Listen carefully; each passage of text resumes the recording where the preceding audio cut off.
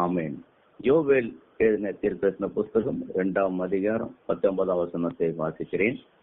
கர்த்தர் மறுமொழி கொடுத்து தமது ஜனத்தை நோக்கி, இதோ நான் உங்களை இனி புறஜாதிகளுக்குள்ளே நிந்தையாக வைக்காமல் உங்களுக்கு தம்பியத்தையும் திராட்சரசத்தையும் எண்ணெயும் கொடுத்தேன், நீங்கள் அதனால் திருப்தி அடைவீர்கள். ஆமென். அல்லேலூயா. கர்த்தர் இந்த நாளிலே நம்மை பார்த்து சொல்லுகிற ஒரு வார்த்தை, நான் உங்களை இனி புறஜாதிகளுக்குள்ளே நிந்தையாக வைக்க மாட்டேன் என்று கர்த்தர் சொல்லுகிறார். நான் உங்களை இனி புறஜாதிகளுக்குள்ளே நிந்தையாக வைக்க மாட்டேன். தம்முடைய ஜனங்களை பார்த்து இந்த வார்த்தையை கர்த்தர் சொல்லுகிறார். ஏன் கர்த்தர் இந்த வார்த்தையை சொல்லுகிறார் என்றால், தம்முடைய ஜனங்கள் என்ன செய்திருக்கிறார்கள். தேவனுடைய ஜனங்கள் பார்த்து கர்த்தர் சொல்லுகிற வார்த்தை என்ன, இதனால் எப்படி நிந்தை வந்தது, தேவனுடைய பிள்ளைகளுடைய வாழ்க்கையில் எப்படி நிந்தைகள் வருகிறது, அவமானங்கள் வருகிறது என்பதை நாம் தியானிக்கும் போது யோவேல் 1:9 நாம் வாசிக்கிறோம். போஜன பலியையும் வான பலியும் கர்த்தருடைய ஆலயத்தை விட்டு போயின. எப்போ அருமையானவர்களே தேவனுடைய சமூகத்தை விட்டு விலகிறோமோ, தேவனுடைய பிரசனத்தை விட்டு விலகி போகிறோமோ, அப்போதே கர்த்தர் அந்த இடத்தை விட்டு நம்மை விட்டு இருந்து விலகி இருக்கிறார் என்பதை நாம் அறிந்து கொள்ள வேண்டும். அவருடைய சமூகத்தையும் அவருடைய வேதத்தையும் அவருடைய ஜபத்தையும் நாம் விட்டு விலகும் போது அங்கே தேவன் நம்மோடு கூட இருக்க மாட்டார். அது போலத்தான் இங்கே யூதேச ஜனங்கள் போஜன பலியையும் வான பலியும் கர்த்தருடைய ஆலயத்தை விட்டு போய்விட்டது. ஜனங்களுடைய வாழ்க்கை கர்த்தருக்கு பிரியமாய் இல்லாததுனால தான் கர்த்தருடைய காரியங்கள் இங்கே ஆசீர்வாதமான காரியங்கள் தேவனுடைய பிள்ளைகளுக்கு இங்கே வறட்சியான காரியங்களாய் சாபங்களாய் மாறி இருக்கிறது. ஆகவே அது எப்படியாக இருக்கிறது என்பதை குறித்து சில வசனங்களை தியானிக்க போகிறோம். யோவேல் 1ஆம் அதிகாரம் 10-20 வசனங்களை வாசிக்கும் போது நீங்கள் முழுவதுமாக வாசிக்கிறனால் பரிசுத்த ஆவியானவர் உங்களோடு கூட இடைப்படுவார். இந்த நாளில நம்மளை ஆயத்தப்படுத்த கர்த்தர் நமக்கு அந்த வசனம் நமக்கு ஆயுதமாய் இருக்கும். அல்லேலூயா. வயல்வெளி பாழாய் போயிற்று. முதலாவது நல்லா இருக்கிற வயல்வெளி பாழாய் போயிற்று. பூமி துக்கம் கொண்டாடுகிறது. விளைச்சல் அழிக்கப்பட்டது. புது ரசம் வற்றி போயிற்று. எண்ணெய் மாண்டு போயிற்று. கோதுமையும் வார்கோதியம் இல்லாமல் போயிற்று. வயல்வெளியின் அறுப்பு அழிந்து போயிற்று. திராட்சை செடி வதங்கி போயிற்று. அத்திமரம் சாரமற்று போகிறது. மாதளை பேரிச்சம் கிச்சிலி செடிகள் எல்லாம் வாடி போயிட்டு, சந்தோஷம் மனத்தை விட்டு ஒழிந்து போயிட்டு.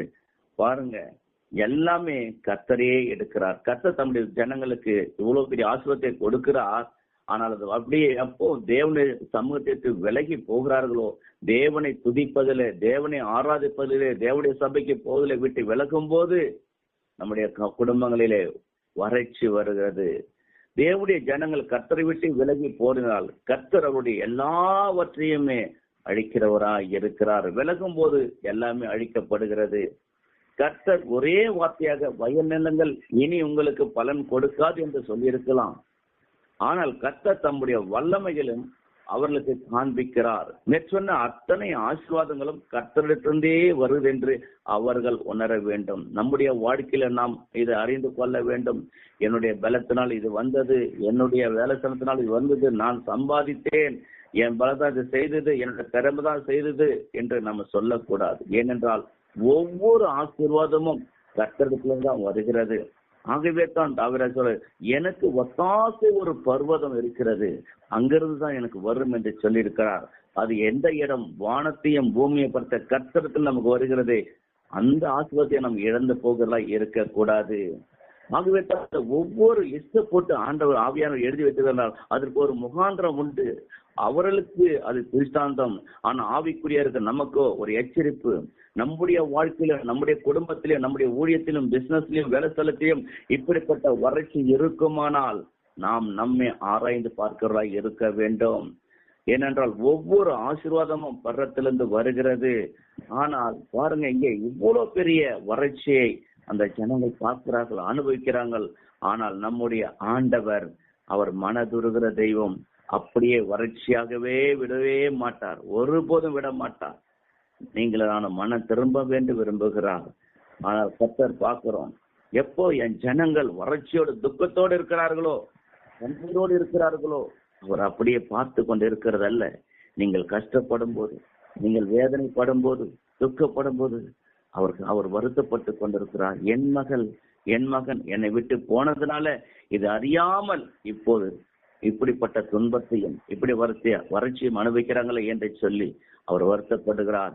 ஆகவே ஆண்டவர் ஒரு காரியத்தை சொல்லுகிறார். அவர் சொல்ல மறுபடியும் இடத்துல வாங்க சொல்றாரு.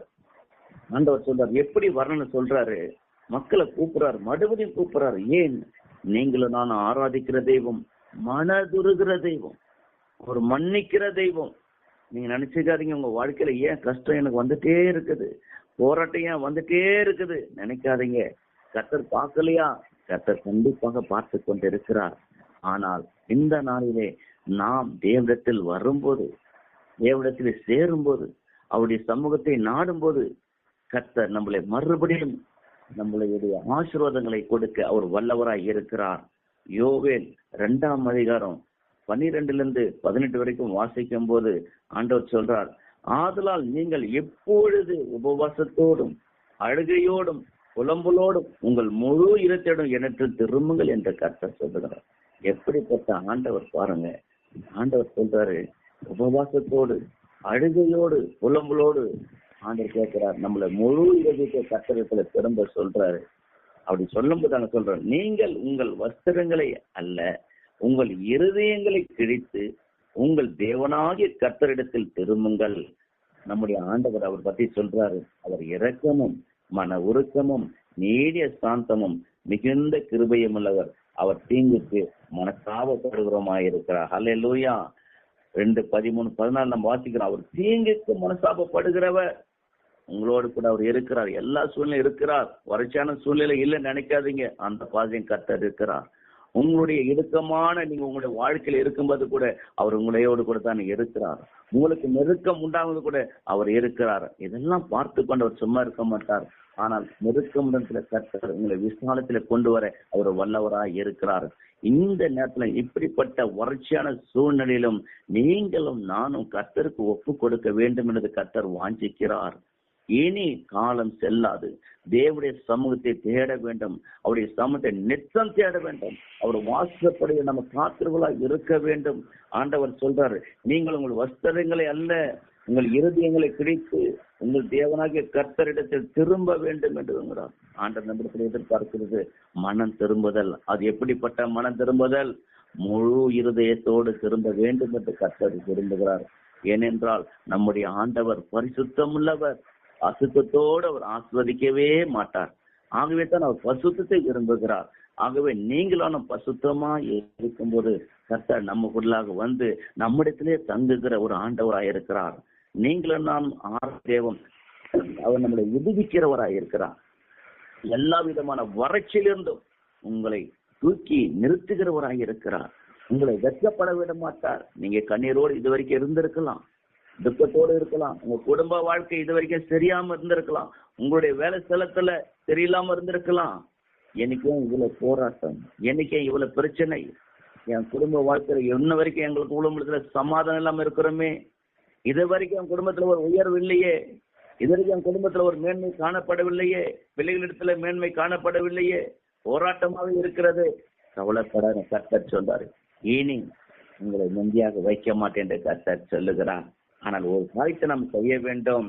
நீங்கள் உங்கள் வஸ்திரங்கள்ல உங்கள் இருதயங்களை கிழித்து உங்கள் தேவனாகிய கர்த்தரிடத்தில் திரும்ப வேண்டும். அவர் இரக்கமும் மன உருக்கமும் நீடிய சாந்தமும் மிகுந்த கிருபையும் உள்ளவர்.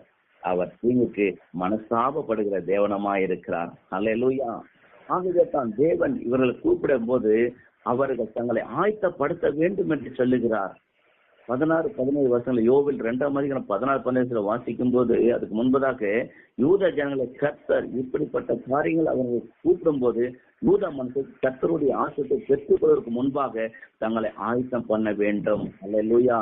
எனக்கு அன்பானவர்களே, இந்த காலை வேளையிலே கர்த்தர் இந்த நாளில் நம்மளை ஆசீர்வதிக்க வேண்டும் என்றால், அவருடைய ஆசீர்வாதத்தை பெற்றுக்கொள்ள வேண்டும் என்றால், நம்முடைய வறட்சி மாற வேண்டும் என்றால், கடன்கள் மாற வேண்டும் என்றால், குடும்ப போராட்டங்கள் மாற வேண்டும் என்றால், வருகிற சூழ்நிலை இக்கட்டான சூழ்நிலை எல்லாம் மாற வேண்டும் என்றால், தேவனுடைய ஆசீர்வாதத்தை பெற்றுக்கொள்வதற்கு முன்பாக நீங்களும் நானும் ஆயத்தமாய் இருக்க வேண்டியது மிகவும் அவசியமா இருக்கிறது. ஏனென்றால் யூதாவின் ஜனங்களின் நிந்தை மனுஷர் கர்த்தருடைய ஆசீர்வாதத்தை பெற்றுக்கொள்ளும் முன்பாக தங்களை ஆயத்தப்படுத்த வேண்டும். அந்த நிந்தை போக வேண்டும் என்றால், அந்த அவமானம் போக வேண்டும் என்றால், அந்த கஷ்டம், கண்ணீர் எதெல்லாம் அவர்களை விட்டு போக வேண்டும் என்றால், கர்த்தருடைய ஆசீர்வாதத்தை பெற்றுக்கொள்ள வேண்டும் என்றால் தங்களை ஆயத்தப்படுத்த வேண்டும். இந்த காலையில கர்த்தர் சொல்லுது, உங்களை ஆயத்தப்படுத்திக் கொள்ளுங்கள் என்று கர்த்தர் சொல்றார். ஜனங்களை எப்படி வர சொல்லுகிறார்? யோவேல் 2:16-18 வாசிக்கிறேன். ஜனத்தை கூட்டுங்கள், சபையை பரிசுத்தப்படுத்துங்கள், முதியோரை சேருங்கள், பிள்ளைகளையும் பால் உண்கிற குழந்தைகளையும் கூட்டுங்கள்.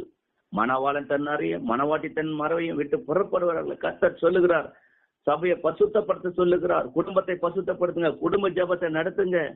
சாயங்காலத்துல குடும்ப ஜெபம், காலையில குடும்ப ஜெபம், தேவனுடைய ஆலயத்துக்கு போவதில்ல முக்கியத்துவம் கொடுக்கணும். நீங்க சண்டே ஆராதனை போவதில்லை, வேத வாசிப்பில்லை, உபவாச கூட்டத்துல நீங்க பங்கு பெற வேண்டும். அதுக்கு முக்கியத்துவம் கொடுக்கணும். அதுக்கு யாரெல்லாம் சொல்றாரு? முதியரையும் சேர்க்கணுமா, விட்டுறக்கூடாது.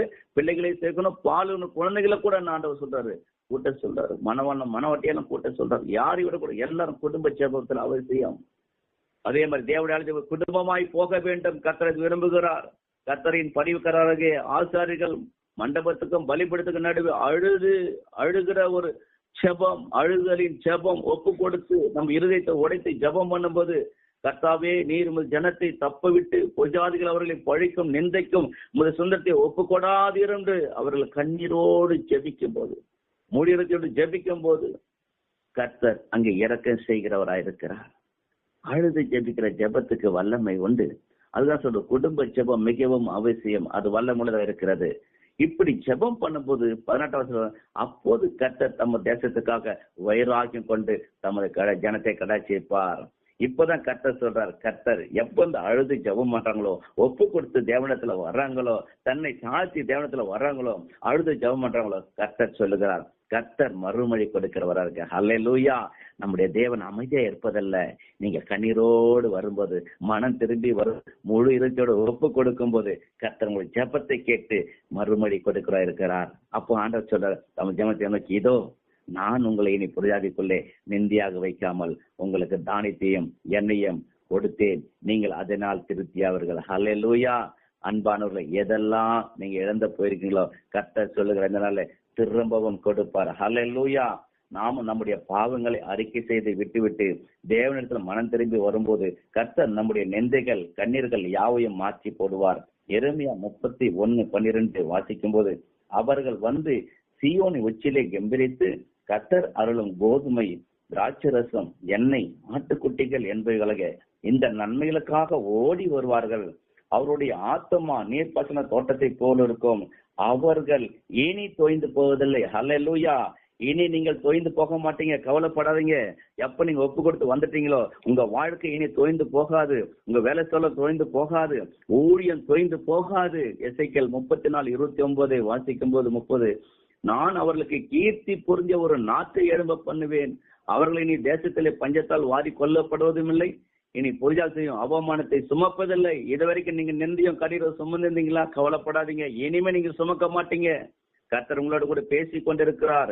இந்த வேலையில, இந்த கால வேலையில நீங்க ஒப்பு கொடுத்து தேவனிடத்துல வரும்போது, சேரும்போது, முழு இருதயத்தோட மனம் திரும்பி வரும்போது ஆண்டவர் சொல்றார், இனி புரியாதவர்கள் செய்யும் அவமானத்தை நீங்க சுமக்க மாட்டீங்க.